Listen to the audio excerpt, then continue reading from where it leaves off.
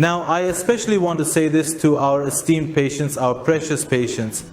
For patients where the frontal area is open, if we are designing a new hairline, designing this is truly a very delicate, a procedure requiring art.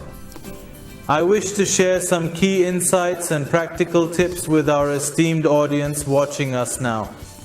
The very first question I pose to my patients when establishing the hairline is, would you mind lifting your eyebrows upwards for me? Please do this practically taking a mirror. When you raise your eyebrows upwards, you will be able to see your original hairline from when you were 18 years old, from when you were 15 years old, as an imaginary line here. In no person do the hairs enter within the lines of the recession.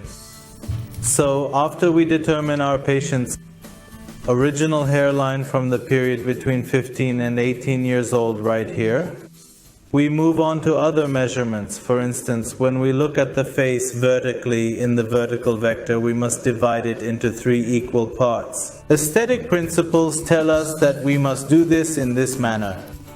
When we divide it into 3 equal parts in this way, the point we place, the point we determine, must be the starting point of the hairline.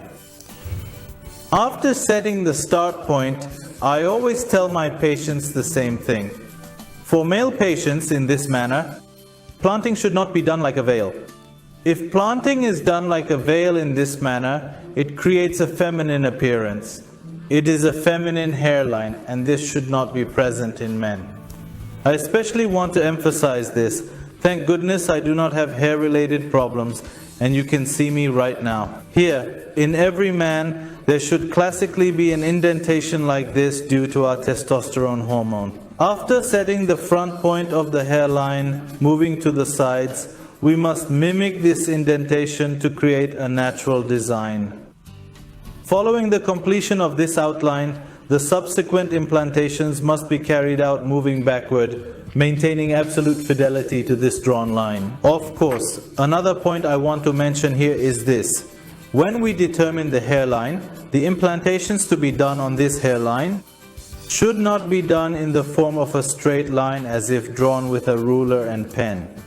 If this procedure, and are observing this from different clinics, I earnestly request that they take note of this and consider it an educational moment. Because frankly, I am very, very ashamed when I see such straight lines on patients coming from other centers. We must give millimeter fluctuations, especially so that when we look at the final result, the outcome is natural.